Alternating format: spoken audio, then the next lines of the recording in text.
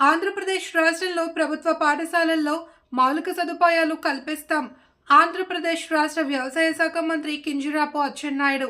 కోటబొమ్మాలి మండలం, శ్రీకాకుళం జిల్లా, ఆంధ్రప్రదేశ్ రాష్ట్రంలో ప్రభుత్వ పాఠశాలలో మౌలిక సదుపాయాలు కల్పిస్తాము అని ఆంధ్రప్రదేశ్ రాష్ట్ర వ్యవసాయ శాఖ మంత్రి కింజరాపు అచ్చెన్నాయుడు కోటబొమ్మాలి మండలంలో గల కేజీబీవీ పాఠశాల కాలేజీలో గల ₹1 కోటి పైగా అదనపు భవనాలను ప్రారంభించారు. ఈ సందర్భంగా మంత్రి మాట్లాడుతూ ఆంధ్రప్రదేశ్ రాష్ట్రమంతా అవసరమైన పాఠశాలల్లో, కళాశాలల్లో మౌలిక సదుపాయాలు కల్పిస్తామని తెలిపారు. ఈ సందర్భంగా కేజీబీవీ పాఠశాలల్లో, కళాశాలల్లో పనిచేస్తున్న బోధనా సిబ్బంది పలు సమస్యలు మంత్రి దృష్టికి తెచ్చారు. ముఖ్యంగా సిఆర్టీ, పీజీటీ ఖాళీలు ఉన్నాయని సాధ్యమైనంత త్వరలో ఖాళీలను భర్తీ చేయవలసిందిగా కోరారు. ఇదే సందర్భంగా కేజీబీవీ పాఠశాలలో, కాలేజీలో చేస్తున్న సిఆర్టీ, పీజీటీ బోధనా సిబ్బంది టైం స్కేల్ అమలు చేయవలసిందిగా కోరారు. ఈ కార్యక్రమంలో DEO Tirumala, Chaitanya, Kinjarapu, Harivara, Prasad, Bayoni, Ramesh, KGBV Kotabommali KGBV principal K Prasanna Lakshmi తదితరులు పాల్గొన్నారు. స్కూళ్ళన్నీ మార్చేస్తానని నాడు నేడు అని ఒక పనికి మాలిన కార్యక్రమం ఉంది.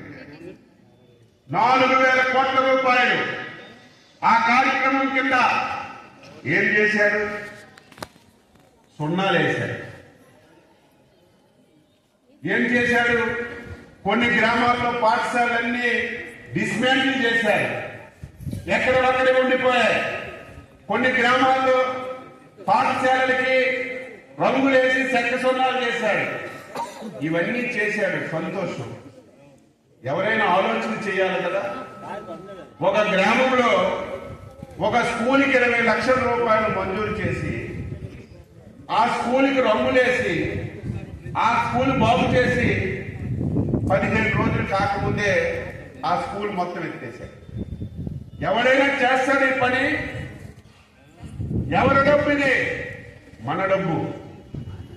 ప్రజలు ట్యాక్సుల రూపంలో కట్టిన డబ్బు. ఈ రాష్ట్రంలో చాలా స్కూల్స్ ఆ రకంగా మూతపడిపోయాయి. ఇప్పుడు మనం గ్రామాలకు వెళ్తుంటే ఆ స్కూల్స్ లో గ్రామస్తులు ధాన్యం వేసుకుంటున్నారు. కొన్ని గ్రామాల్లో అయితే పశువులు కొడుతున్నారు. దానివల్ల ఎంత నష్టం జరిగింది.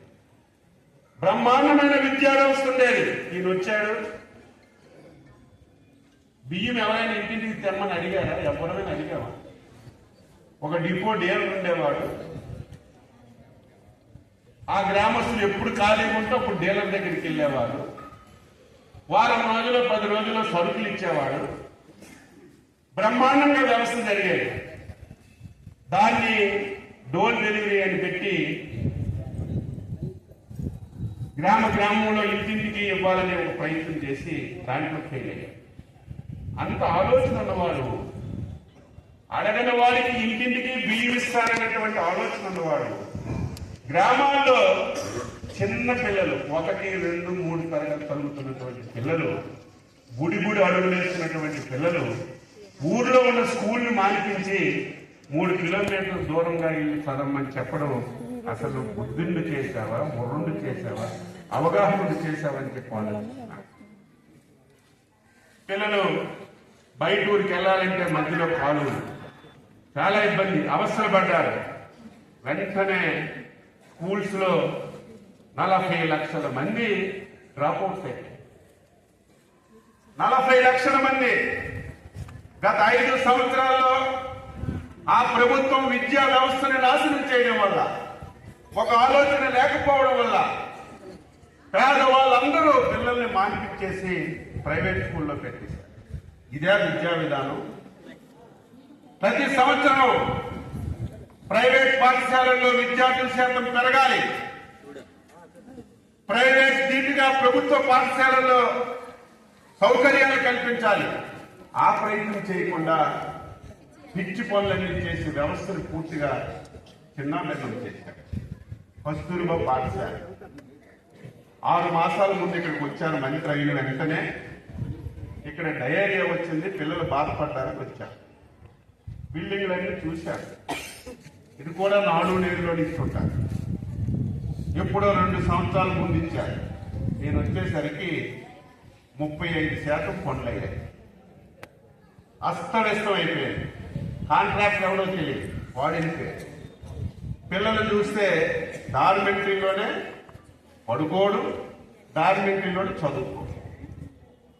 ఒక బిల్డింగ్ ఇచ్చామంటే సకాలంలో పూర్తి చేసి, అది ఏ ఉద్దేశంతో ఇచ్చామో దాన్ని ఆచరిస్తేనే దాని ఫలితాలు వస్తాయి.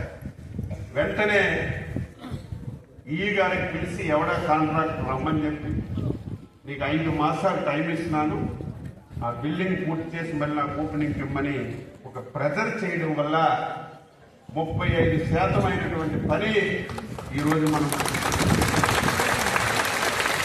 మళ్ళీ మనలో నిధులు వస్తే మళ్ళీ 2 భవనాలకు ఇచ్చాం. ఇప్పటికీ ఇంక ఫుల్ఫిల్ కాలేదు, ఇంకా 2 డార్మెంటరీలు కూడా కట్టాలి. ఇది ఒక మోడల్ కాలేజీగా మనం తయారు చేయాలి. దీనికి పూర్తి సహాయ సహకారాలు అందిస్తాం. ఇక్కడ ఉన్నటువంటి ప్రిన్సిపాల్ గారు కూడా, ఉపాధ్యాయులు కూడా ఇది ఉద్యోగంగా మేము చేస్తున్నామని కాకుండా మా సొంత పాఠశాల, సొంత కాలేజీ. ఈ కాలేజీలో చదివినటువంటి పిల్లలు రాష్ట్ర స్థాయిలో, దేశ స్థాయిలో మంచి పేరు ప్రఖ్యాతులు వచ్చే విధంగా తయారు చేయవలసినటువంటి గురుతర బాధ్యత మీ అందరిపైన కూడా ఉంది అని చెప్పి తెలియజేస్తున్నాను. ఎప్పుడైతే విద్యా వ్యవస్థను నాశనం చేశారో, మళ్ళీ ఈ ప్రభుత్వం వచ్చిన తర్వాత యువ నాయకుడు శ్రీ నారా లోకేష్ గారు, మేమందరం వద్దని చెప్తాం, విద్యాశాఖ అంటే చాలా